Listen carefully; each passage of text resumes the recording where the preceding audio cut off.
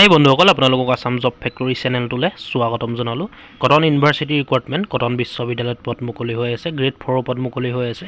Matric pass কৰিলে আপোনালোকে ইয়াৰ কাৰণে আবেদন কৰিব পাৰিব আৰু অনলাইন আবেদন কৰিব পাৰিব। 38 বছৰলৈকে পাৰিব আবেদন কৰিবলৈ। গতিকে চাই থাকিব ভিডিঅ'টো শেষলৈকে। আমি সকলোখিনি কথা অতি কম সময়ৰ ভিতৰতে আলোচনা কৰিম।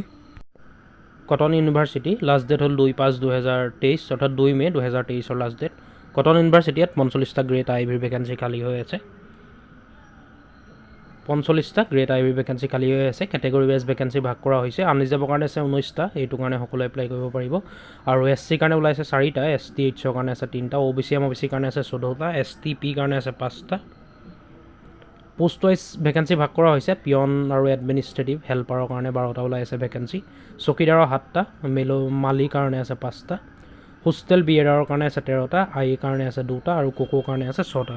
আৰু ইয়াৰ কাৰণে পে' কৰা হ'ব সকলোকেইটা পোষ্টৰ কাৰণে 12,000 পৰা 52,000 টকালৈকে, আৰু লগত গ্ৰেড পে' থাকিব 4,400 টকা। ইলিজিবিলিটি ক্ৰাইটেৰিয়া নেশ্যনেলিটি ইণ্ডিয়ান হ'ব লাগিব। এজ লিমিট বিচৰা হৈছে 38 বছৰলৈকে পাৰিব 1/7/2023 আপাৰ এজ লিমিট।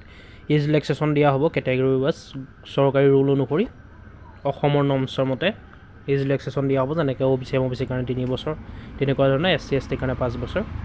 আৰু ইয়াৰ কাৰণে এডুকেশ্যন কোৱালিফিকেশ্যন বিচৰা হৈছে হাইস্কুল লিভিং চাৰ্টিফিকেট, অৰ্থাৎ HSLC। মেট্ৰিক পাছ কৰিলে আপোনালোকে এপ্লাই কৰিব পাৰিব। ৰিকগনাইজ বৰ্ডৰ পৰা পাছ কৰা হ'ব লাগিব, আৰু তাতকৈ বেছি হাই কোৱালিফিকেশ্যন থকা কেণ্ডিডেটে এপ্লাই কৰিব নোৱাৰিব, ডিছকুৱালিফিকেশ্যন হ'ব। আৰু ইয়াৰ কাৰণে এডিশ্যনেল ডিজাৰেবল কোৱালিফিকেশ্যনছ থাকিব লাগিব, যেনে কম্পিউটাৰৰ নলেজ থাকিব লাগিব, কম্পিউটাৰ জানিব লাগিব, ড্ৰাইভিং, ANM, DTP এক্সপিৰিয়েঞ্চ লাগিব, ৰিকগনাইজ চেণ্টাৰিঙৰ পৰা শিকা হ'ব লাগিব, কৰ্চ কৰা হ'ব লাগিব। আৰু ইয়াৰ কাৰণে এপ্লিকেশ্যন ফিজ পে' কৰিব লাগিব আনৰিজাৰ্ভে 500 টকা, আৰু অন্যান্য কেণ্ডিডেটসকলে 250 টকা পে' কৰিলেও হ'ব। ইয়াৰ কাৰণে এপ্লাই কৰিবলৈ হ'লে আপোনালোকে অনলাইন মাধ্যমেৰে এপ্লাই কৰিব পাৰিব। ইয়াৰ ষ্টাৰ্টিং ডেটটো হ'ল 12 এপ্ৰিল 2023 11টা বজাৰ পৰা। লাষ্ট ডেট হ'ল ছাবমিট কৰা 2 মে 11টা বজালৈকে, 11টা PM। 2 তাৰিখ মে'ৰ লাষ্ট ডেট হ'ল। আপোনালোকে যিসকল ইণ্টাৰেষ্ট হয়, ইলিজিবিলিটি মিলে, এডুকেশ্যন কোৱালিফিকেশ্যন মিলে বা এপ্লাই কৰোঁ বুলি ভাবে, আপোনালোকে 2 মে আগতে 2 মে আগতে এপ্লাই কৰি দিব অতি সোনকালে। ইয়াৰটো অনলাইন এপ্লাই কৰা ষ্টাৰ্ট হৈ গ'ল। অনলাইন এপ্লাই কৰিবলৈ হ'লে ডিছক্ৰিপশ্যনলৈকে আহিব, তাতে অনলাইন এপ্লাই কৰা লিংক পাই যাব, আৰু এডভাৰটাইজমেণ্ট ডিটেইলছ অফিচিয়েল ৱেবছাইট সকলোখিনি ভিজিট কৰিব, ডিছক্ৰিপশ্যনত উপলব্ধ থাকিব।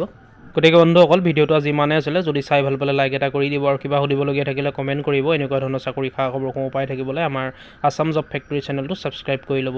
ধন্যবাদ। জয় আই অসম।